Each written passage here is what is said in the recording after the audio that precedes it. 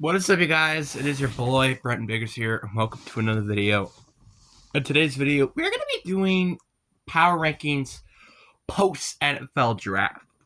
So, this is going to be a little interesting, because I haven't really made a video like this in quite a while, so I think it's going to be a really, really fun video. But before we get into today's videos, sorry, again, this is just my opinion. You guys can change your opinion whenever you want. And also, put down in the comment section if you think any team deserves to be lower or deserves to be higher, etc. Which I know one team might be commenting a lot, but again, this is my opinion, isn't it? So, but anyway, enough said. Let's get into the video. Like and subscribe, obviously. On the road to getting to 550, trying to get 1,000 by the end of the year. Just trying to make this a very fast intro so we could just get into this video, because this is probably going to be over like a 20-minute video at least. So starting off with the worst team in the NFL, 32, we got the New Orleans Saints. I don't think this comes as a shock to anybody. This is, I would say, probably the only team that I can't realistically see making it into the postseason. Yeah, Tyler's screwed. If he turns out to be, good, sure. But, even then, I can't say they're going to make a playoff run with that team. I do like Kellen Moore. I like what they're planning for the future. But now, it's just, it's going to be a long, painful time for the Saints. And it's kind of weird seeing the Saints, being one of the worst teams in the league after for so long have been such a good team. Then 31 on our list, I got the Cleveland Browns. The Browns are basically almost the exact same boat as the Saints. But again, there are a lot of questionable moves I personally have with them during the offseason, which definitely would help them now, but it's not going to help them later. That's the problem. Obviously, I still think this is a very decent team with a solid defense, but your offense is the big question mark for this team. Then you got number 30 on the list. We got the Carolina Panthers. I know this team is a bit of a sleeper team, I feel like, heading into this year, and I can definitely not be surprised if this team could magically see a way to maybe win a division. But that's kind of a big if. Bryce Young did have a good second year. I think he definitely improved during the second half of the season. But again, the Panthers, they need to do a lot of things to make me more convinced to put them higher on the list. Then you got 29, which I have the New England Patriots. The New England Patriots are a team that I would probably rank higher, maybe, if it weren't for the division that they're in. If it weren't for the division, I feel like this team would be a such better team. But again, because of that. They have solid additions to their team, but again, if we're talking about the AFC-wise, this is easily at least a top 3 worst team in the AFC. Then we got number 27, and I have the Tennessee Titans.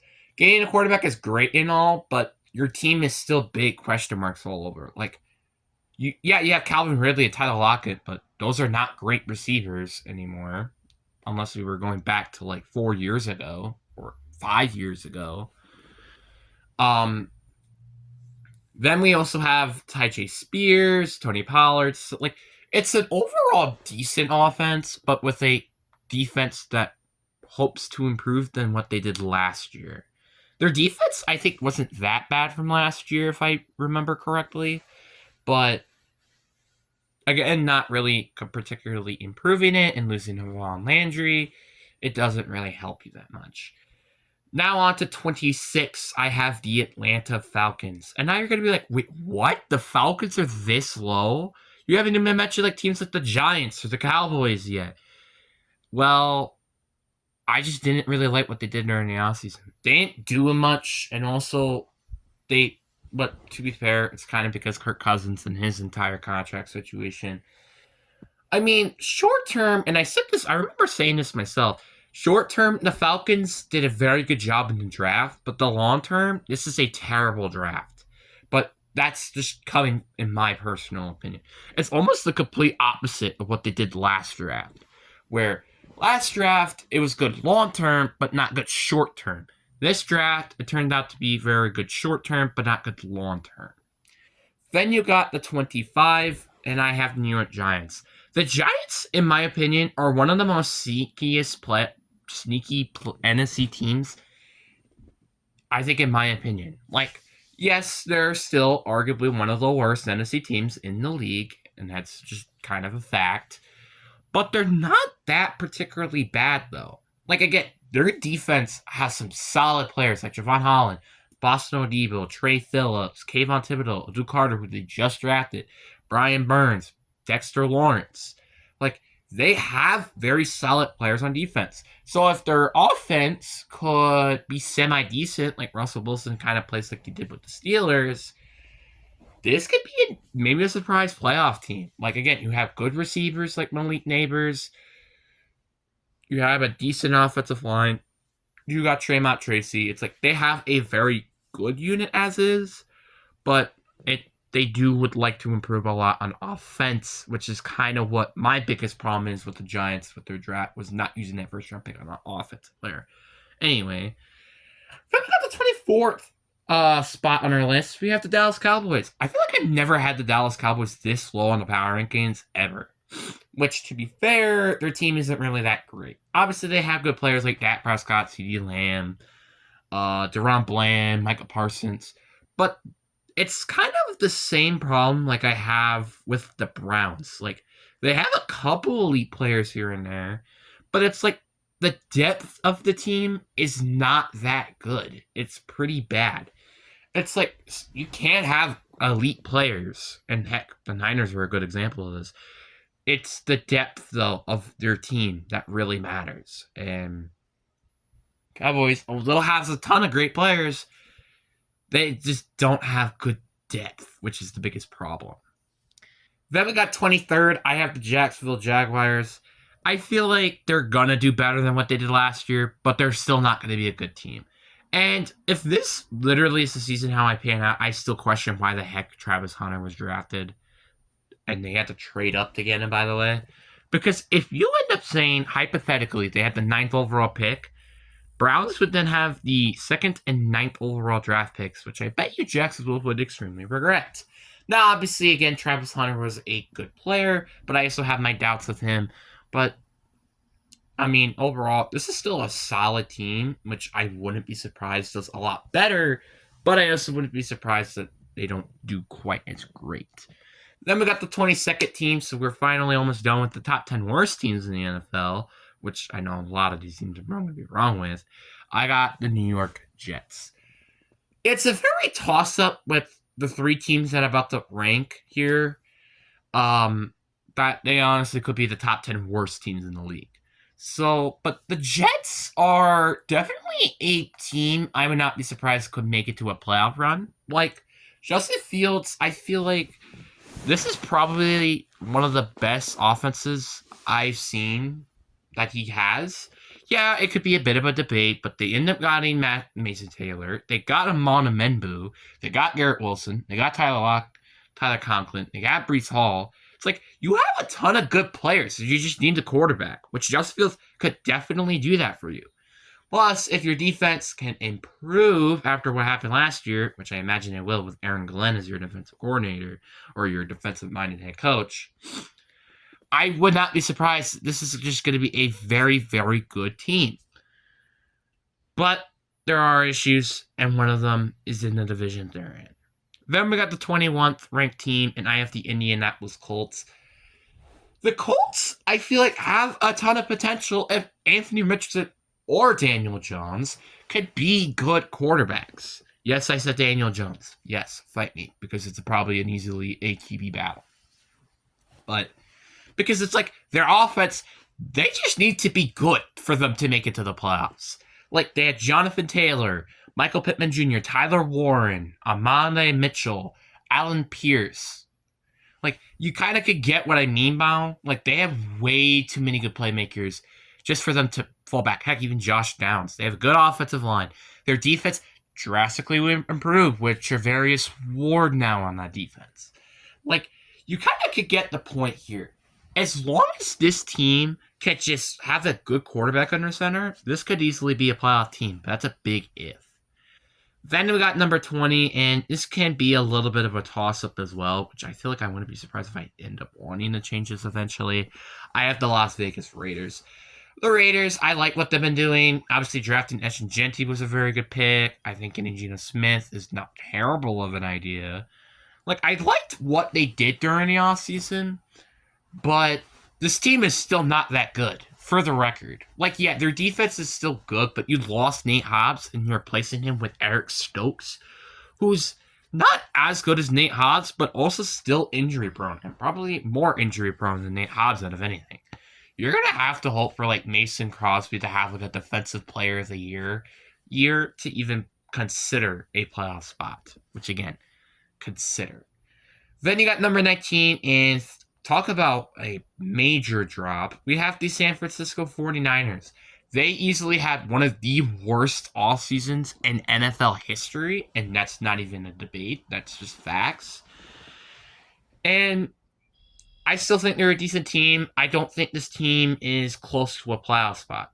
And with a lot of the NFC teams that I thought drastically improved, especially teams in your division nonetheless, makes them probably one of the worst teams. It also just sucks that they're in a pretty tough division. Yeah, there's not like any Super Bowl contenders or anything in this division, but there are definitely teams that could be playoff contenders. Then we got the number 18th ranked team, and I have the Pittsburgh Steelers. And this is kind of going off the assumption that they're not getting Aaron Rodgers, because I just don't know what the deal with that is going to be currently. But personally, I just would be kind of surprised to see Pittsburgh have a big run, especially without having a good quarterback like Aaron Rodgers. Then you got number 17 on the list. I have the Arizona Cardinals. The Cardinals are easily a team that has kind of a low floor, but it does end up having a pretty decent high ceiling. Like, I like what they did during the offseason. Getting players like Jacoby Brissett, in case Kyler Murray gets hurt. Getting Josh Sweat. Getting Walter Nolan in the draft. That's great. But the one complaint I will have is not getting more pass catchers. Obviously, I like the addition of what they did during the offseason, but the big gripe that I have is just the lack of playmakers for Kyler Murray. Kyler Murray has not had a lot of big playmakers really ever in his entire career, which is probably one of the reasons why he's never really lived up to the first overall pick expectations, because your best receiver was DeAndre Hopkins, who, was great for like 1 year. Then we got 16, and I think this team is a high floor, but a very low ceiling, in my opinion. Or actually a pretty still high ceiling, but not high as maybe a lot of people would hope it to be. We got the Minnesota Vikings. People I already know are going to hate me in the comment section, but this is just going off the assumption that JJ McCarthy is going to have like a couple of good games, but then also a couple of bad games there. Because again, this would be his first year starting. And also, there are a lot of question marks with J.J. McCarthy, especially with the injury, also just him as a player. So, I think 16 is a good place for them. Because outside of their quarterback position, this is a very good team. Players with like Aaron Jones, Justin Jefferson, Jordan Addison, Dova Jackson, Christian Darrisaw, Brian O'Neill, Jonathan Allen, Andrew Van Dankel, Jonathan Greenland. Like, they have good players. It's just like the quarterback is what's the biggest question mark with this team. Then, speaking of another NFC North team, I have the Chicago Bears next on my list. The Chicago Bears, it's kind of almost the same case as the Vikings. It's like, this team is a great team. It's just like, can their quarterback, can't it bring them to a playoff berth? That's the biggest problem right now. But also, it doesn't also help that this team is also in the toughest division in football. Like, again, if the Vikings and Bears were both in the NFC West, this team, they both can potentially be playoff contenders. It just sucks that they're not, and they're just in the NFC North, which is the toughest division in football.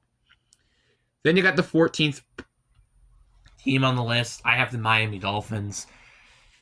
This could go down depending on how things go with Tyreek Hill and Jalen Ramsey situations. But so far, this is a very, very good team. Yeah, it's got a lot of question marks, I won't deny with that. But it's still a good team that easily can make it into the playoffs. Then we got number 13, and this might be a little bit of a shock for some people, I feel like, in my personal opinion. Or is it 13? Let's see here. 6, 7, 8, 9, 10, 11, 12, 13, 14. 14, sorry. So I must have skipped a number eventually. But 14th ranked team, I have the Seattle Seahawks. I know I'm going to get a lot of hate for this. I know, but Seattle is still, I think, one of the most underrated teams into the league. Again, it's kind of like the same case with the past two teams I said. If their quarterback can play good, this can easily be a playoff contending team. They did a good job addressing defensive needs and they did a good job addressing their offensive line. Now they just really need to do is go and just have Sam Darnold, be Sam Darnold. Then I got number 13, and I have the Houston Texans next on the list. I hated kind of their offseason. Why trade Laremy Tunsil? Why not address the offensive line then afterwards? It's like, I kind of question a lot of things. I don't mind them drafting a receiver, but using your first 2 picks on a wide receiver is the biggest question mark. Yes, receivers are important. I get it. But offensive line is also very important. Did everybody just forget what happened with the Bengals and Rams team? Yeah, they made it to the Bengals team. Yeah, they had good elite receiving core and went it to the Super Bowl, but because of their poor offensive line, they didn't win the Super Bowl. I feel like it's almost just what the case is for the Texans here. Then you got the number 12 team, and I have the Cincinnati Bengals. Yeah, Shamar Stewart isn't a great pick, but surely their defense is going to be so much better than what it was last year, even with or without Trey Hendrickson. Then you got number 11, and I think this is a team that definitely has the potential to be a top 10 team this year. We have the Los Angeles Rams. The Rams are very a question mark in my opinion. Because on the one hand, I think this is a very good roster, but on the other hand, I have a bit of a concern with your quarterback, offensive line, and your secondary positions. All of them having gigantic question marks. Like, can Matthew Stafford still play great? Can your offensive line still hold up? Can your secondary play well? There's just a lot of question marks that I have with this team, which is why I can't put them in the top 10. Otherwise, this is a great team, I won't lie. Then you got the 10th ranked team, and I would have Tampa Bay Buccaneers here. I would probably put them higher if they just didn't win and got Emeka Egbuka, wide receiver out of Ohio State, with their first pick. I'm not saying this was a terrible pick, because it's a decent pick long-term, but short-term, this is just such a terrible pick. Especially when the team is winning now, this is a big, gigantic question mark. It's like, why are you getting a receiver when you literally just could have gotten a defensive player like Will Johnson or Mike Green or something? You know, it's just kind of question mark. Then we have the number 9 ranked team, and I have the Green Bay Packers on this spot here. Obviously, I think they could be higher depending on how the receiving core works, and same thing with their defense, which is my biggest concern. I think their offense is going to be great. If Jordan Love can stay healthy, I think this is going to be a great offensive year. But defensively is the biggest problem. Like, can we see improvement from their edge rushers? Looking at particularly Brenton Cox Jr., Rashawn Gary, Lucas Van Ness. Or seeing that Jaire Alexander stays. There's question marks on defense, but offense should be a very good top 10 probably unit if healthy. Then we got the number 8th team, and it's almost basically the complete opposite of the Packers' problems.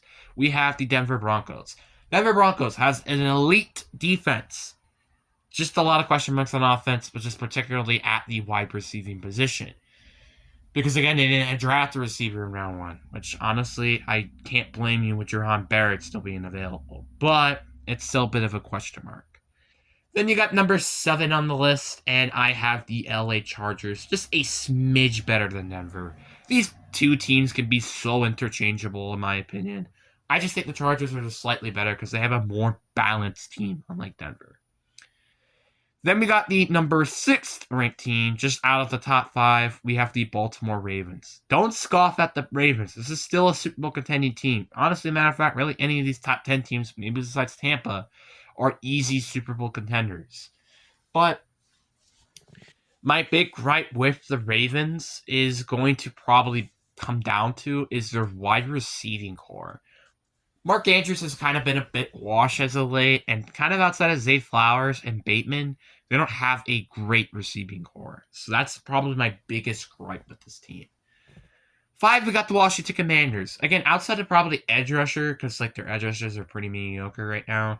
This is just going to be an elite team for years to come for sure. Great defense, great head coach, great quarterback, just great everything really, except the edge rushing position. Then I got number 4, and this might be a bit of an underrated spot for this team, but I do have the Kansas City Chiefs on this spot here. The Chiefs, I didn't particularly like their offseason. Yeah, they got Christian Fulton, which I think was probably the only really good moves that they had during the offseason, but that's the problem. That's the only good move I liked during their offseason. Yes, Josh Simmons, and I don't think they got another offensive lineman, should help their team with the offensive line, but is it going to make drastic changes? I kind of highly doubt that. Then we got the top 3, and I think in my opinion, you can have any of these at 1 and I'd totally be fine with you, but I have the Detroit Lions at 3. The Lions, there's just a bit of a question mark to me, and it's, can Dan Campbell play good without their coordinators? I don't know why. I kind of just see a Eagles team here where they're going to have it down here because they lost both their coordinators. I wouldn't be surprised if that happens, but again, I don't know if that's going to be the case. So just to watch out, though, for the Lions. And also, again, with their most of the division got better during the offseason, and also doesn't help them with that as well. Then we got the number 2 team, and I have the Buffalo Bills, and I think these two teams are very neck to neck, which you probably already know what the last team is.